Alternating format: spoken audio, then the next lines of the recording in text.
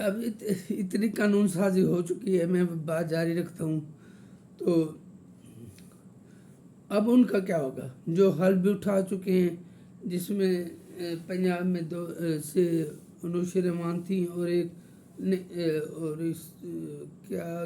کہنا چاہیے، ہاں پی ٹی آئی کی طرف سے یاسمین راشد کو ملنا تھی، اور ثنا جاوید نے الیکشن میں لڑا اور اچھی فائٹ کر کے وہ ہار گئی، لیکن ان کی جگہ انوشی رحمان اور ایک دوسری نون لیگ کی وہ سلیکٹ ہو گئی۔ اب یہاں دیکھیں ڈاکٹر یاسمین راشد، جن کے بارے میں اوپنلی میسج دیا جا رہا ہے کہ اگر میں 9 مئی کو گرفتار ہو جاتا ہوں تو یاسمین راشد کی قیادت میں لوگ باہر نکلیں اور جس طرح کا پروٹیسٹ چاہیں آپ اس طرح کا پروٹیسٹ کریں۔ وہ میں انڈر ہینڈ آپ سمجھ رہے ہوں کہ میں کیا کہنا چاہ رہا ہوں۔ تو وہ منتخب ہو جاتی۔ صنم جاوید کو شاید اس کی قسمت میں نہیں تھا، اب صنم جاوید بھی سینٹ کی رکن بننے جا رہی تھی۔ بہرحال جو کچھ بھی ہوا، اب میں کیا پوچھ سکتا ہوں کہ معزز ججز نے سوچا ہے کہ کتنا پانی پلوں سے بہہ چکا ہے، یا آپ اتنی دیر نہ لگائیں یا اسٹے دیں، آپ کسے ماضی میں جا کے چیزیں ٹھیک کریں گے اپنے مرضی کے مطابق۔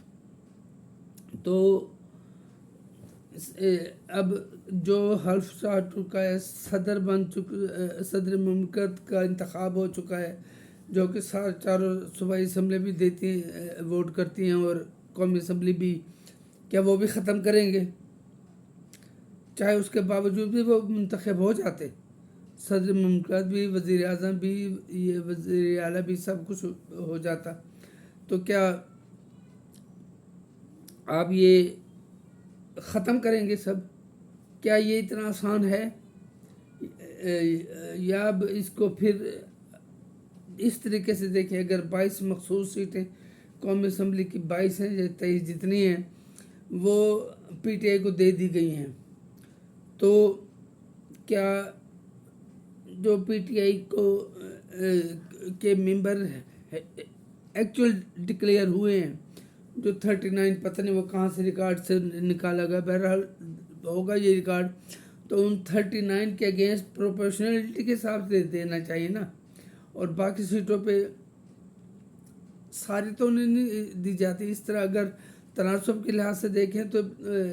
اس وقت تک 39 انہوں نے کہا ہے کہ پی ٹی آئی کے ممبر ہیں، 39 ممبر تو پی ٹی آئی کے ہیں، اور مخصوص جو ہیں 22-23 ہیں، یہ 1+1 کے حساب سے سیٹیں دی جا رہی ہیں۔ میں بہت معذرت سے ججز صاحبان سے یہ درخواست کروں گا کہ فیصلہ دینا آسان ہوتا ہے، اس کے آفٹر ایفیکٹس بھی کچھ ہوتے ہیں، یہ جو میں آپ کو بار بار بتا رہا ہوں۔ جس طرح کے سوالات کیے جا رہے تھے اس طرح سے معزز جج صاحبان کا ذہن واضح ہوتا جا رہا تھا۔ پھر جو سینئر ترین ججز تھے انہوں نے بھی اس کا ووٹ دے دیا، جو 2 تھے جن کی اب باری آنے والی ہے۔ شاید ان کے ذہن میں یہ ہو کہ اگر یہ قانون بن جاتا ہے تو پھر ہماری تو سینئرٹی گئی، ہم تو پھر چیف بننے سے رہ گئے، چاہے قاضی صاحب ایکسیپٹ کرتے نہ کرتے، یہ ان کی مرضی تھی۔ فیصلے کے آخری محرکات دیکھیں، اس سے کیا فرق پڑتا ہے؟ حکومت کو کوئی فرق نہیں پڑتا، صرف یہ کہ 2/3 اکثریت تو ان کی کم ہو گئی، 209-210 کے لگ بھگ ان کے ابھی ووٹ ہیں، اور 229 یا 30 پر 2/3 میجارٹی بنتی ہے، تو ان کے پاس 2/3 میجارٹی نہیں رہی، وہ اپنی مرضی سے ترامیم نہیں کر سکتی، کیوں آئین میں ترامیم کے لیے 2/3 اکثریت ضروری ہوتی ہے نا، تو پھر ایک تو یہ چیز نکل گئی کہ اب ترمیم کروانے کے لیے ہو سکتا ہے مولانا کو کچھ اللہ عقل دے دے، وہ اس سے ہٹ کے لنگڑے شیطان کی طرف سے ہٹ کے یہ پی ٹی آئی سنی اتحاد پلس آزاد پتہ نہیں کیا جو کچھ بھی ہٹ کے وہ پیپلز پارٹی کی طرح آ کر حکومت کو سپورٹ کرے، جائز کاموں میں سپورٹ کرے، اور جو کام ان کو برا لگے، ان کے دانش میں غلط ہو، اسے وہ روکیں۔ بہرحال حکومت کو کچھ نہیں ہوتا، حکومت وہیں کھڑی ہے۔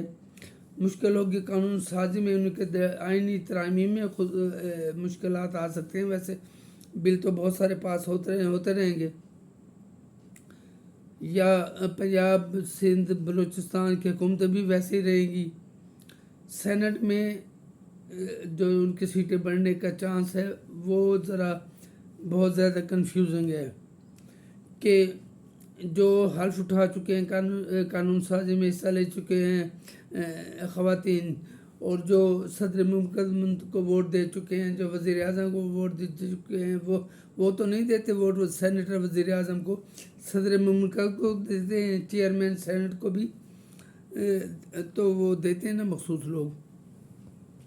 یا میرا خیال چیئرمین سینٹ کو بھی صرف قومی اسمبلی سے ووٹ لینا ہوتا ہے۔ ہاں، صدر مملکت کیونکہ وفاق کی علامت ہوتا ہے، وہ ساری اسمبلیوں سے، قومی اسمبلی سے ووٹ لے کے منتخب ہوتا ہے۔